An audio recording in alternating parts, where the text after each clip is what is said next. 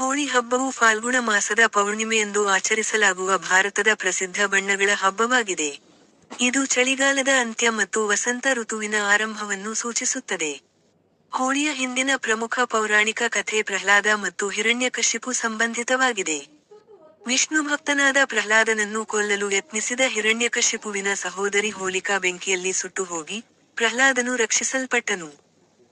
ಇದರ ಸಂಕೇತವಾಗಿ ಹಬ್ಬದ ಮುನ್ನ ದಿನ ಹೋಲಿಕಾ ದಹನ ಆಚರಿಸಲಾಗುತ್ತದೆ. ಇದು ಕೆಟ್ಟ ದಿನ ಮೇಲೆ ಒಳ್ಳೆಯ ದಿನ ಜಯವನ್ನು ಸೂಚಿಸುತ್ತದೆ. ಹೋಳಿಗೆ ಮತ್ತೊಂದು ಕತೆ ಕೃಷ್ಣ ಮತ್ತು ರಾಧೆ ಸಂಬಂಧಿಸಿದೆ. ಕೃಷ್ಣನು ರಾಧೆಯ ಮುಖಕ್ಕೆ ಬಣ್ಣ ಹಚ್ಚಿದ ಘಟನೆಯಿಂದಲೇ ಬಣ್ಣ ಹಚ್ಚುವ ಸಂಪ್ರದಾಯ ಆರಂಭವಾಯಿತೆಂದು ನಂಬಿಕೆಯಿದೆ. ಇಂದು ಜನರು ಪರಸ್ಪರ ಬಣ್ಣಗಳನ್ನು ಹಚ್ಚಿಕೊಂಡು ಸ್ನೇಹ, ಕ್ಷಮೆ ಮತ್ತು ಒಗ್ಗಟ್ಟನ್ನು ಆಚರಿಸುತ್ತಾರೆ. ಉತ್ತರ ಭಾರತದ ಮಥುರಾ ಮತ್ತು ವೃಂದಾವನಗಳಲ್ಲಿ ಹೋಳಿ ಅತ್ಯಂತ ವೈಭವದಿಂದ ನಡೆಯುತ್ತದೆ. ಕೆಲವು ಕಡೆ, ಲಟ್ಮಾರ್ ಹೋಳಿ ವಿಶೇಷವಾಗಿದೆ.